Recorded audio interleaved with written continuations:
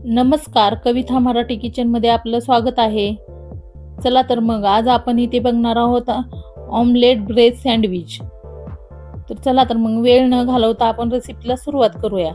तर त्यासाठी घ्यायचं आहे आपल्याला ब्रेड. इथे मी 2 ब्रेड घेतलेले आहेत. बारीक चिरलेला टोमॅटो 1 घेतलेला आहे. बारीक चिरलेला कांदा 1 घेतलेला आहे. इथे 2 ते 3 मिरच्या बारीक चिरलेल्या घेतलेल्या आहेत. कोथिंबीर घेतलेली आहे बारीक कट करून. आणि इथे लसणाच्या पाकळ्या 4-5 कट करून घेतलेल्या आहेत. आणि इथे चीज घेतलेला आहे. तर आपल्याला लगेच अंडे फोडून घ्यायचे आहेत. तर इथे 3 अंडे घेतलेले आहेत. मी एका भांड्यामध्ये अंडे फोडून घेतलेले आहेत. तर इथे एका वाटीमध्ये अंडे फोडून झाल्यानंतर मी या अंड्यामध्ये इथे बारीक चिरलेलं लसूण, बारीक चिरलेले इथं टोमॅटो, कांदा आणि बारीक चिरलेली हिरवी मिरची, बारीक चिरलेली कोथिंबीर टाकून घेतलेली आहे. आणि आपल्याला याच्यावरती लगेचच लाल मिरची पावडर थोडी टाकलेली आहे आणि चवीपुरतं मीठ टाकून घेतलेलं आहे. तर ते छान आपल्याला मिश्रण आहे ना, ती छान 1 ते 2 मिनिटासाठी छान फेटून घ्यायचं आहे आपल्याला इथे.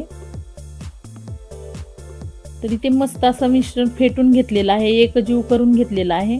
तर लगेच गॅसवरती एक पॅन ठेवलेला आहे. त्याच्यामध्ये 1 चमचा तेल ओतून घेतलेलं आहे. तेल तापल्यानंतर आपल्याला ही मिश्रण पॅनमध्ये ओतून घ्यायचं आहे.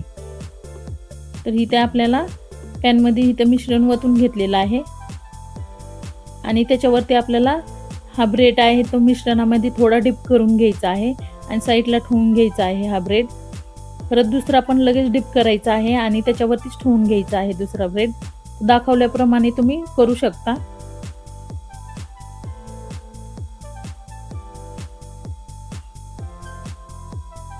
तरी आपल्याला लगेचच पोळी पलटी मारून घ्यायची आहे. तर इथे मी हा ब्रेड आणि पोळी पलटी मारून घेतलेली आहे.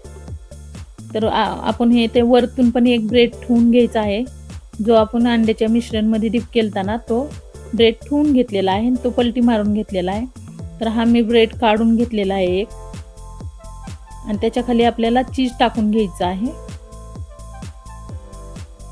तर तुम्ही हवं असेल तर टाकू शकता चीज, इथे नसेल तर नाही टाकलं तरी चालतं. तर इथे मी फोल्ड करून घेते साईडनं, जे पोळी आली ना एक्स्ट्राची ती फोल्ड करून घेतलेली आहे. त्याच्यावरती एक ब्रेड ठेवून घेतलेला आहे. परत आपल्याला आलटी पलटी करून छान असं क्रिस्पी होईस्तोवर हे ब्रेड भाजून घ्यायचे आहेत. तर ही सँडविच आपलं मस्त असं भाजून झालेलं आहे इथे.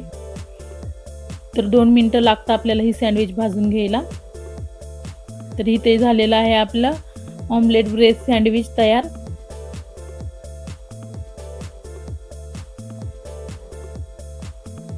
तर ही रेसिपी कशी वाटली ती नक्की कमेंट करून सांगा. तर आपण ही सॉस सोबत खाऊ शकतो किंवा पुदिन्याची चटणी सोबत पण छान लागते.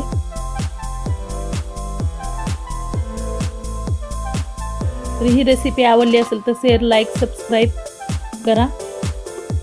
भेटूया आपण अशाच नवीन रेसिपी सोबत.